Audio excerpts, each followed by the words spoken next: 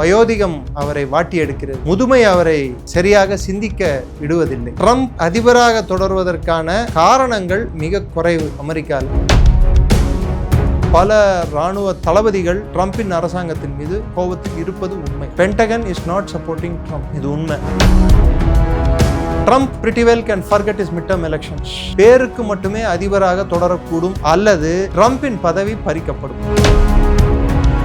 யாரை கேட்டு போகணும்? நீ கூட்டுற 7.5 நாங்க பங்கு எடுத்துக்கணுமா? புலிவார பிடிச்ச கதை மாத்திரம் இல்ல, புலி வாய்க்குள்ளேயே தலையை விட்டாரு. என்ன பொறுத்த வரைக்கும் ட்ரம்ப் 48 மிசைல் ஃபயர் பண்ணிச்சுன்னா அதை ரீஃபில் பண்றதுக்கு எங்க போவோம்? சவுதி, துபாய் குறுக்கு சந்து, குவைத், அபுதாபி, பெஹ்ரைன், எங்க போவோம்? அங்கெல்லாம் தான் ஈரான் அடிச்சு வச்சிட்டாங்க. இந்தியாவுக்கு பர்மிஷன் கொடுக்குற ஈரான், சைனாக்கு பர்மிஷன் கொடுத்த ஈரான், ரஷ்யாவுக்கு பர்மிஷன் கொடுக்குற ஈரான் உனக்கு ஏன் கொடுக்க மாட்டேன்? அப்ப நீ எந்த அரபு நாடுகளை நம்பி போனியோ அவன் கப்பலும் காலி, உன் கப்பலும் காலி.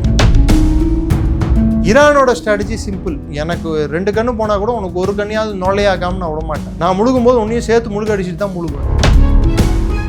பிரிக்ஸ்ல ஒரு நாடான ஈரான் பிரிக்ஸுக்கு இது ஒரு பிரச்சனையா மாறக்கூடாதுன்னா இந்த போரை முடிச்சு வைக்கிறது தான் நியாயம். அதுக்கு எல்லாரும் முயற்சி எடுக்கணும். அதுக்கு என்ன பண்ணோம்னா, இஸ்ரேலை அணுகக்கூடிய ஒரே நாடு இந்த விஷயத்துல சைனாவோட அதிகமா, ரஷ்யாவோட அதிகமா இந்தியா மட்டும்தான்.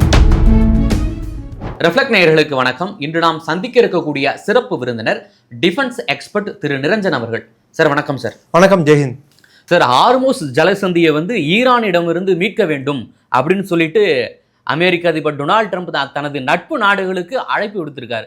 ஆனால் ஒருத்தர் கூட அவருக்கு செவி சாக்கவில்லை, அவரை மதிக்கவே இல்லை. எப்படி சார் பாக்குறீங்க? ரொம்ப வருத்தப்பட்டு சொல்லியிருக்காரு. நான் என்ன கேட்கிறேன், யார் நட்பு நாடு சொல்லுங்க, பேர் சொல்லுங்க. சீனாவை கூட்டிருக்காரு, ஜப்பானை கூட்டிருக்காரு, காமெடி பண்ணாதீங்க. யுவான்ல இஸ்ரேல்ல ஈரான் எண்ணெய் வித்துட்டு இருந்த ஒரே காரணத்துக்காக தான் இந்த போரையே தொடக்கினார். இது ப்ராக்சி வார் தான். இது ஈரான் சைனாக்கு யுவான்ல எண்ணெயை வித்துட்டு இருந்தாங்க, சைனா கரன்சியில தான் எண்ணெய் வித்துட்டு இருந்தாங்க. டாலரோட தன்மை இழந்துருன்னு சொல்லிட்டு தான் இந்த போரையே தொடக்கிறதுக்கு ஒரு காரணம். பல காரணங்கள முக்கியமான காரணம் இது. சோ சைனா எப்படி வரும்? ஆல்ரெடி சைனாக்கு தான் ஈரான் பர்மிஷன் கொடுத்துட்டாங்க. ஸ்ட்ரெய்ட்ஸ் ஆஃப் ஹார்மஸ் உங்க கப்பலை நான் அடிக்க மாட்டேன், ரஷ்யா கப்பல் அடிக்க மாட்டேன், இந்திய கப்பல் அடிக்க மாட்டேன்னு சொல்லிட்டு. சோ அடிப்படையா பிரிக்ஸ் நாட்டு கப்பல்களை அடிக்க மாட்டேன். அதன் அர்த்தம் இது பிரிக்ஸுக்கும் அமெரிக்க ஏகாதிபத்தியத்துக்கும் நடக்கக்கூடிய போரா மாறிட்டு இருக்கு. அதை புரிஞ்சுக்கோங்க முதல்ல. இல்ல இது புரியாம ஏன் அவர் சீனாவில் அழைப்பு விடுத்துன்னு இருக்காரு? அவருக்கு என்ன சொல்றது, வயோதிகம் அவரை வாட்டி எடுக்கிறது, முதுமை அவரை சரியாக சிந்திக்க விடுவதில்லை. ட்ரம்ப் அதிபராக தொடர்வதற்கான காரணங்கள் மிக குறைவு. அமெரிக்கர்களே சீக்கிரம் உணர்வாங்க. அதுக்கு ஒரு சின்ன உதாரணம் சொல்றேன். யுஎஸ் நேவி என்ன பண்ணுச்சு, எங்களோட அதாவது அங்க இருக்கக்கூடிய அமெரிக்க கப்பல்களுக்கு யுஎஸ் நேவி பாதுகாப்பு கொடுக்கும். நாங்களே அந்த பகுதியில இருந்தா எந்த மெசேஜ் வச்சு எதை அடிப்பான்னு தெரியாதுன்னு சொல்லிட்டு அப்ரஹாம் லிங்கன் எடுத்துட்டு போய் 1000 கிலோமீட்டருக்கு இந்த பக்கமும் கெரால்ட் ஃபோர்டு அந்த பக்கமும் வச்சிருக்கோம். நாங்க நீ என்னடா பாதுகாப்பு கொடுன்னு சொன்னா, ஒவ்வொரு கப்பலுக்கும் அதாவது அப்ரஹாம் லிங்கனை சுத்தி 3 டிஸ்ட்ராயர் இருக்கு, பெர்க்லி கிளாஸ் டிஸ்ட்ராயர்ஸ். கெரால்ட் ஃபோர்டை சுத்தி 3 டிஸ்ட்ராயர் இருக்கு. கிட்டத்தட்ட ஒவ்வொரு டிஸ்ட்ராயர்லயும் டாமஹாக் மிசைல்ஸ் ஒரு டிஸ்ட்ராயருக்கு 16 மிசைல்னு கணக்கு போட்டீங்கன்னா 48 மிசைல் ஃபயர் பண்ண முடியும். டாமஹாக்கின் விலை $2 மில்லியன். அதே நீங்க இது தாட் எடுத்துக்கிட்டீங்கன்னா $12 மில்லியன். அதாவது ஈரானை அழிச்சிட்டோம் ஒழிச்சிட்டோம் அப்படின்னு சொன்னாரு. கடைசியா அவரே உதவி கேட்டு பல நாடுகளுக்கிட்ட தஞ்சம் அடைஞ்சிருக்காரு சார். ஏன்னா அவர் இத்தனை நாள் போர் மடோராவை பிடிச்ச உடனே அவர் ஆகாயத்தில் மிதந்து கொண்டிருந்தார். உலகின் ஏகபோக உரிமையாளர் நான் தான், நான் வைப்பதுதான் சட்டம், நான் எதை வேணாலும் பண்ணுவேன்ட்டு. பிரான்ஸ் அவங்களோட இது விமானம் தான் ஏந்திய கப்பலா அமைச்சிருக்காங்க. ஆனா அந்த கப்பல்கள் போரில் போயிட்டு பங்கேற்குமா என்பது கேள்விக்குறி. இப்ப நான் சொன்ன டெஸ்ட்ராயர்கள், பெர்க்லி கிளாஸ் டெஸ்ட்ராயர்ஸ், இது ஒவ்வொன்றுக்கிட்டையும் டாமஹாக் மிசைல் $2 மில்லியன் மிசைல் இருக்குன்னு சொன்னேன். 48 மிசைல் ஃபயர் பண்ணிச்சுன்னா அதை ரீஃபில் பண்றதுக்கு எங்க போவோம்? சவுதி, துபாய் குறுக்கு சந்து, குவைத், அபுதாபி, பெஹ்ரைன், எங்க போவோம்? அங்கெல்லாம் தான் ஈரான் அடிச்சு வச்சிட்டாங்க. 17 இடங்களை தாக்குனா அதுல 11 மிலிட்டரி பேஸ், கிடங்குகள் உட்பட எல்லாமே அழிக்கப்பட்டிருக்கிறது. எதை போய் தாக்குவான்? எங்க போயிட்டு அவன் வெப்பனை லோட் பண்ணுவான்? சோ அமெரிக்கா கப்பற்படை என்ன சொல்லிடுச்சு, அமெரிக்கா அதிபருக்கு எங்களால முடியாது இந்த வேலையெல்லாம் அப்படின்னு. அமெரிக்க நேவியே கைவிட்ட விஷயத்த உலகம் இவர் காப்பாத்துமா? பிரிட்டிஷ் நேவி காப்பாத்துமா? பிரெஞ்சு நேவி சரி, இவர் யாரை இவர் நட்புன்னு பார்த்திருக்காரு? கனடாவை 51வது மாநிலம்னாரு. நேட்டோவில் பங்கு வகிக்கக்கூடிய டென்மார்க்கை கிரீன்லாண்டை என்னோட நிலப்பரப்பு அப்படின்னு சொன்னாரு. பிரெஞ்சு அதிபர் போட்ட கண்ணாடியை வச்சு பிரெஞ்சு அதிபரை கிண்டல் அடிச்சாரு. கீர் ஸ்டார்மரை ஸ்டூபிட் அப்படின்னாரு யூகேவோட பிரதமரை. எந்த நட்பு நாடு தலைவர் யாரையாவது விட்டு வச்சிருக்காரா இவரு? சகட்டு மேனிக்கு திட்ட வேண்டியது. நேட்டோ நாடுகள் கூட இவருக்கு ஆதரவு தெரிவிக்கீங்களா? அவங்கள பொறுத்த வரைக்கும் என்ன கேட்டு நீ போருக்கு போனியா? யாரை கேட்டு போன? நீ கூட்டுற 7.5 நாங்க பங்கு எடுத்துக்கணுமா? ஜோ பிடன் தொடங்கிய போர் யுக்ரைன் போர். அதனால எண்ணெயை வந்து கட் பண்ண சொல்லி ரஷ்யா கிட்ட எண்ணெய் வாங்காதன்னு சொல்லி வாங்க விடாம பண்ணாங்க. இன்னைக்கு யூரோப்புக்கு இங்க இருந்தும் இல்ல அங்க இருந்தும் இல்ல, சோத்துலையும் அடிச்சாச்சு சேத்துலையும் அடிச்சாச்சுன்ற மாதிரி வளைகுடா பகுதியிலிருந்து போக வேண்டிய எண்ணெயும் போல ரஷ்யாவும் வந்து யூரோப்புக்கு எண்ணெய் எனக்கு யூரோப்புக்கு அனுப்புவது முக்கியமல்ல, ஆசியா கண்டத்துக்கு அனுப்ப வேண்டியது எனக்கு முக்கியம் அப்படின்னு சொல்லிட்டாங்க புட்டின். இப்ப புட்டினை கெஞ்சுற அளவுக்கு மண்டியிட்டு கெஞ்சும் அளவுக்கு யூரோப்பிய நாடுகள் தள்ளப்பட்டுள்ளன. இது யாரால? இதே இவர் என்ன சொல்றாரு? America plenty of oil, you have enough oil அப்படின்றாரு. உன் நாட்டுல என்ன இருக்கு சாமி? மத்த நாட்டுல அவனை காய வச்சிட்டே இல்ல. அப்ப நேட்டோ எல்லாம் கடுப்புல இருக்க மாட்டான்? $150 பில்லியன் செலவு பண்ணியே யுக்ரைன் போர் முடிஞ்ச பாடு இல்ல. அதுக்குள்ள இங்க ஒரு 7.5 கூட்டின. கடந்த புது டேட்டா என்ன ரிலீஸ் ஆயிருக்குன்னா ஒரு நாள் ஒன்றுக்கு $1.5 பில்லியன் அளவுக்கு செலவாயிட்டு இருக்குன்னு சொல்லிட்டு யுக்ரைன்ல 4 ஆண்டுகள்ல யூஸ் பண்ண பேட்ரியாட்டும் தாடும் டாமஹாக்கும் இது எல்லாத்தையும் சேர்த்து இப்போ கிட்டத்தட்ட இந்த ஒரு 10-15 நாளுக்குள்ளேயே ஃபர்ஸ்ட் ஒரு 10 நாள்லயே ஸ்டாக் காலி, மொத்தத்தை யூஸ் பண்ணிட்டாங்க. என்னாச்சு இதனால? ஸ்டாக் இல்ல, சண்டை போட முடியறது இல்ல, ஒன்னும் சாதிக்க முடியறது இல்ல. இதுதான் இவங்களோட சூழல். அதனால எத்தனை நாள் வந்து இந்த போரை தொடர முடியும், எத்தனை நாள் வந்து மற்ற நாடுகளை உதவி கேட்க முடியும் அப்படின்னு பாத்தீங்கன்னா போரை தொடர்வது வந்து அமெரிக்காவோட தனிச்சையான செயல். இஸ்ரேலுக்கும் வந்து ஒரு தோய்வு எட்டி கொண்டு இருக்கிறது. இஸ்ரேல் இதை தொடர முடியாது. ஸோ அவங்களுக்கு வந்து யாரையாவது துணைக்கு வேணும். யாரும் துணைக்கு வருவதற்கு நீ ஸ்டார்ட் பண்ணதை நீயே எண்ட் பண்ணு ராஜான்னு சொல்லிட்டாங்க. தொடங்கின இல்ல, சவுண்ட் விட்ட இல்ல, இப்போ முடிச்சு வை. புலிவாலை பிடித்த கதையை தான் இப்போ கடைசியா. புலிவாலை பிடித்த கதை மாத்திரம் இல்ல, புலி வாய்க்குள்ளேயே தலையை விட்டாரு என்னை பொறுத்த வரைக்கும் ட்ரம்ப். அது கடிக்காம விடுறாது. Trump pretty well can forget his midterm elections. வரக்கூடிய இடைத்தேர்தல்களை ட்ரம்ப் மறந்து விட்டால் நல்லது. வரக்கூடிய காலங்களில் ட்ரம்ப் வந்து பேருக்கு மட்டுமே அதிபராக தொடரக்கூடும் அல்லது ட்ரம்பின் பதவி பறிக்கப்படும். அடுத்து யாரு? இது ராணுவ ஆட்சி அது ஏதாவது வந்துருமோ? அதுக்கான சாத்தியம் வந்து 1930களில் ஒரு வாட்டி வந்தது. ரூஸ்வெல்ட்டுக்கு எதிரான ஒரு கிரேட் டிப்ரெஷன் ஒன்று வந்தது. அது வந்த பிற்பாடு 1920கள் கடைசியில் 30களில் ஒரு முயற்சி ஏற்பட்டதுன்னு சொல்லிட்டு தகவல்கள் சொல்கின்றன. அப்போ டெக்லஸ் மெக்கார்தர்னு சொல்லிட்டு ஒரு ஜெனரல் இருந்தார். அந்த ஜெனரலோட ஹெல்ப்பால அந்த இராணுவ கிளர்ச்சி கட்டுப்படுத்தப்பட்டது. அது நடக்கல. அமெரிக்காவில் இராணுவ கிளர்ச்சி ஏற்படுத்துவது மிக கடினம். ஆனால் பல இராணுவ அதிகாரிகள், உயர் அதிகாரிகள், பல இராணுவ தளபதிகள் ட்ரம்பின் அரசாங்கத்தின் மீது கோபத்தில் இருப்பது உண்மை. Pentagon is not supporting Trump. இது உண்மை. நாளுக்கு நாள் உயிரிழப்புகள் அதிகமானா பென்டகனுக்கும் ட்ரம்புக்கும் இருக்கக்கூடிய விரிசல் அதிகமாக கூடும். பீட் ஹெக்ஸெத் அவரின் போர் மந்திரிக்கும் பென்டகனில் இருக்கக்கூடிய இராணுவ தளபதிகளுக்கும் ஆன விரிசல் முழுமையாக வெளியே வந்துள்ளது.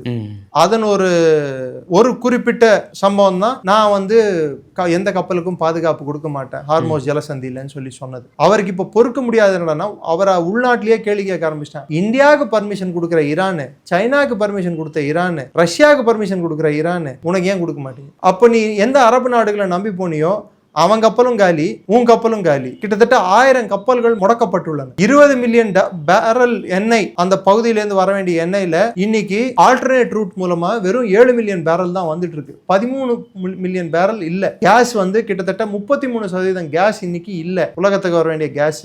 இதுக்கெல்லாம் யார் காரணம்? போற துரிதமாக முடிப்பேன் அப்படின்னு சொடக்கு போடுற டைம்ல முடிச்சிருவேன் அப்படின்னு சொல்லிட்டு போனவர் இன்னைக்கு என்ன பண்றதுன்னு தெரியாம முடிச்சிட்டு இருக்காரு. இன்னொரு பக்கம் அவர் யூஸ் பண்ணக்கூடிய ஆயுதங்கள், அவர் யூஸ் பண்ணக்கூடிய கருவிகள் இதெல்லாமே வந்து பெருத்த பொருள் சேதத்தை ஏற்படுத்தி கொண்டு இருக்கிறது. ஈரானோட ஸ்ட்ராட்டஜி சிம்பிள். எனக்கு 2 கண்ணு போனா கூட உனக்கு ஒரு கண்ணியாவது நுழையாக்காம நான் விட மாட்டேன். நான் முழுகும்போது உன்னையும் சேர்த்து முழுக அடிச்சுட்டு தான் முழுகுவேன். கிளியர் ஸ்ட்ராட்டஜி அவங்களுக்கு. இது நடுவில் இஸ்ரேல் வந்து அணுகுண்டு போடலாம் அப்படின்னு ஒரு வதந்தி ஒன்று பரவிட்டு இருக்கு.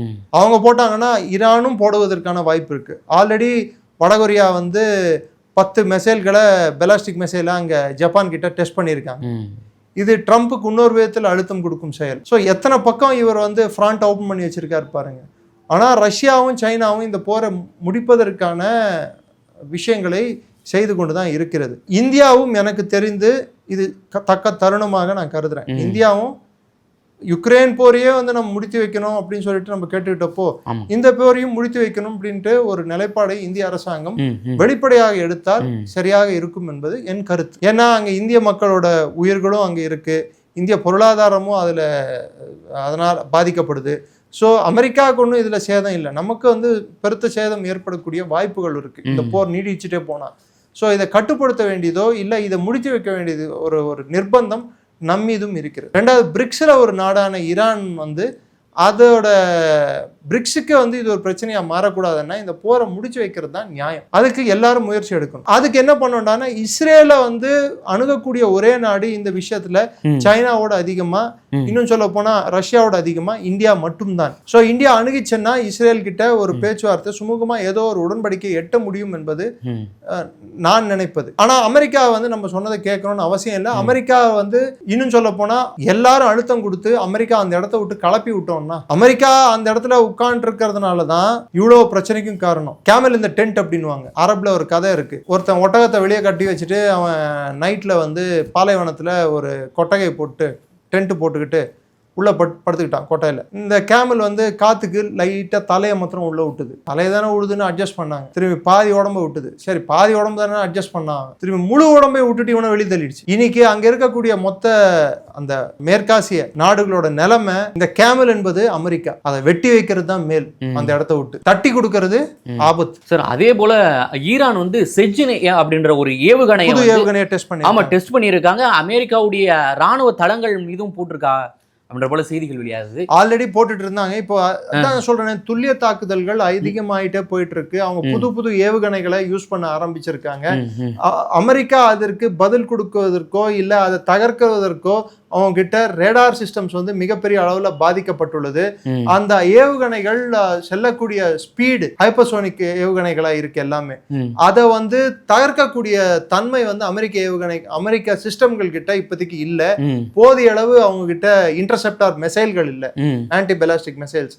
அது டோமஹாக் ஆகட்டும், பேட்ரியாட் ஆகட்டும், தாட் ஆகட்டும், போதிய அளவுக்கு இல்ல.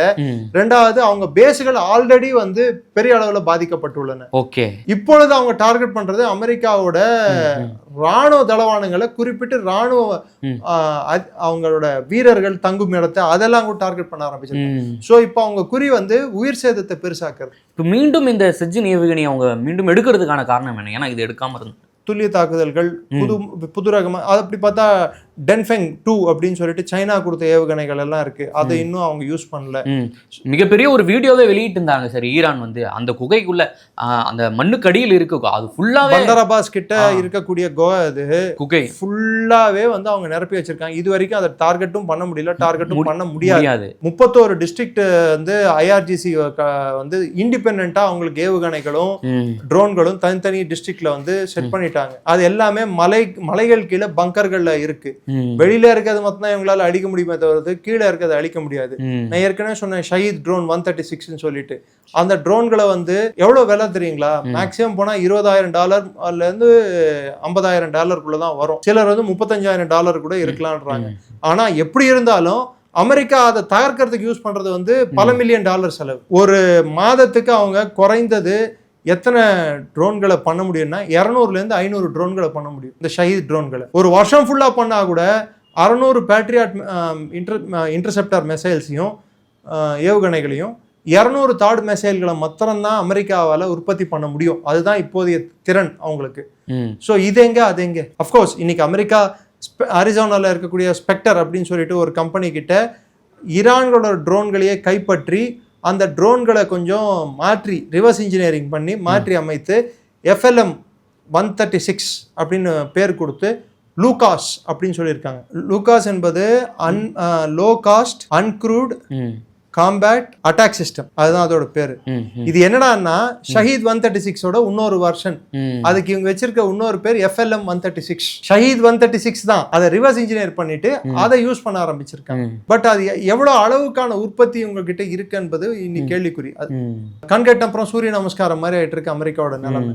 இது நடுவுல அவங்க வான்வெளியை வந்து சுவிட்சர்லாந்து போல நாடுகளும் வந்து பயன்படுத்தக்கூடாதுன்னு சொல்லியிருக்கு. அதுக்கு காரணம் 815ஆம் ஆண்டு 1815ஆம் ஆண்டு சுவிட்சர்லாண்டோட கான்ஸ்டிடியூஷன், அவங்களோட அரசியல் சாசன சட்டப்படி எந்த நாடு யார் கூட சண்டை போட்டாலும் நாங்க வந்து யார் பக்கமும் சாய மாட்டோம், நடுநிலைமையோட இருப்போம். அதனால தான் 2ஆம் உலக போர்லயும் நடுநிலை, முதல் உலக போர்லயும் நடுநிலை, எல்லா போர்களையும் நடுநிலை. இன்ஃபேக்ட் யுஎன்லயே வந்து 2002 வரைக்கும் சுவிட்சர்லாந்து சேரவே இல்லை. 2002 தான் யுஎன்லயே சேர்ந்தாங்க சுவிட்சர்லாந்து. அதாவது யுஎன் தொடங்கி கிட்டத்தட்ட 50 ஆண்டுகள் கழிச்சு தான், 57 ஆண்டுகள் கழிச்சு தான் யூஎன்லயே சேர்றாங்க. அப்ப நீங்க புரிஞ்சுக்கோங்க சுவிட்சர்லாந்து எப்படி இருக்கு, எப்படிப்பட்ட நாடுன்னு சொல்லிட்டு. ஸோ அவங்க வந்து அமெரிக்காவுக்கு முடியாதுன்னு சொன்னதுல இதுல ஒரு பெரிய ஒரு இதுவே இல்லை.